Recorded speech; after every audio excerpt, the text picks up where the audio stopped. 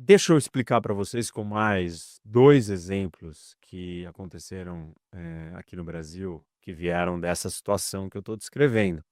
E o primeiro deles foi, com a queda do Assad na Síria.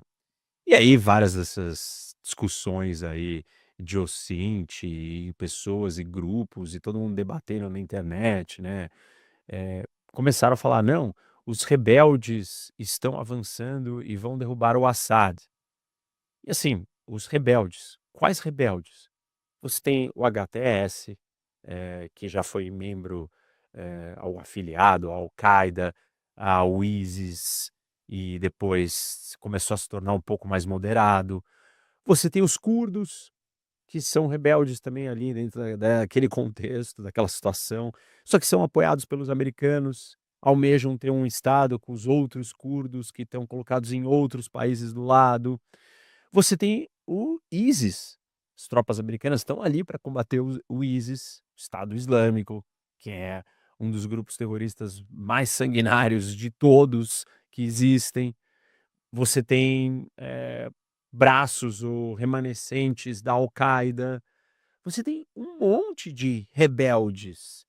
E dependendo qual é o deles que está ganhando, que está avançando para derrubar o Assad, que sim, não é um santo, pode ser muito pior que o Assad.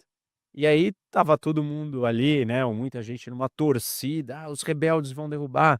E parece que estava todo mundo assistindo um filme de ação, então que você tinha os rebeldes de um lado e o Assad do outro, e estava tudo certo. E não é bem assim, se você não quer cair nas torcidas, você precisa entender o contexto. Contexto é tudo para conseguir descrever essa situação e essa história.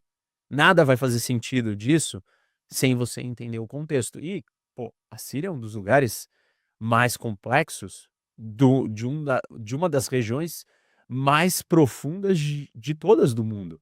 O conflito da Síria, ele é um microcosmos do Oriente Médio inteiro, e o Oriente Médio inteiro é uma confusão e um grande conflito, porque ele é uma zona de compressão, de fusão de, várias civilizações, povos, religiões. Então, o Oriente Médio, talvez, dá para dizer, né, no sentido figurado, que é um microcosmos potencializado de todas as diferenças da humanidade concentradas naquela geografia de conexão de todas as regiões do mundo, percebam?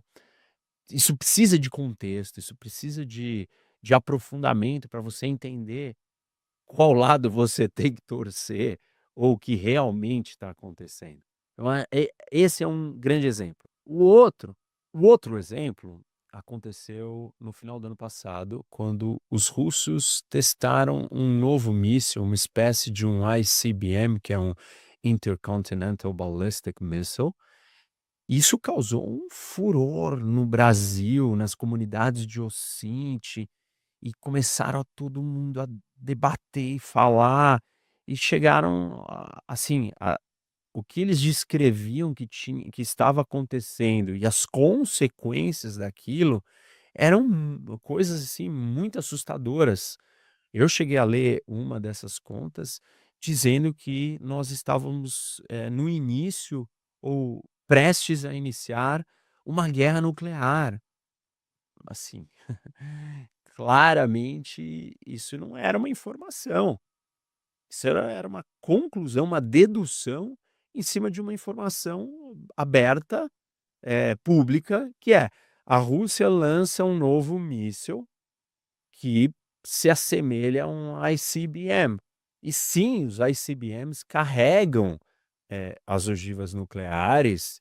Eu mesmo fiz um vídeo gigantesco aqui no canal, talvez foi gigantesco por causa desse frenesi, que estava instaurado, e eu falei que era sério, e era sério, mas de ser sério até ser o início de uma guerra atômica, uma guerra nuclear, nossa, tem uma distância muito grande. O míssil foi lançado? Sim, foi. Falar sobre o lançamento do míssil é real? É uma informação aberta? É. Agora, a conclusão e a dedução posterior, não, isso vai levar ou estamos no início de uma guerra atômica, esse salto já não é mais um trabalho de ossinte. Isso é você pegar a ossinte, né, a informação aberta, e deduzir ou concluir algo dela. E e e eu expliquei, né, que o próprio míssil, ele não estava carregando ogivas nucleares. Ele só era um míssil que foi lançado como uma demonstração de força, mas ele era vazio, ele não tinha explosivos sequer. Não é que ele não tinha explosivos atômicos, ele não tinha nenhum explosivo. Era só o míssil sendo lançado. E óbvio que as pessoas, não, achando que a gente tinha começado uma guerra nuclear. Isso não é informar. A informação, ela tem que ir até onde aquilo que você sabe. O que você não sabe, não dá para a gente concluir. Você pode falar: "Ah, se tiver mesmo uma bomba atômica sendo lançada, isso é muito perigoso, seria muito sério". Nós estamos, iniciando uma guerra atômica, de forma alguma. Ou seja, sem todo o contexto, sem toda a bagagem, sem todo o conhecimento, você não sabe que existe uma doutrina militar nuclear russa sobre uma regra de quando e por que os russos lançariam um ataque nuclear. Existe toda uma discussão geopolítica. Tá mais do que claro que o Putin não é um suicida. Ele não tinha um motivo claro para iniciar uma guerra atômica naquele momento. Em momentos muito mais críticos, ele já blefou e nada aconteceu. Então já temos um histórico de análise do perfil comportamental e psicológico dele. Tem um monte de coisas por trás disso que quem não tem o contexto, pega essa informação pura e deduz o que te parece óbvio.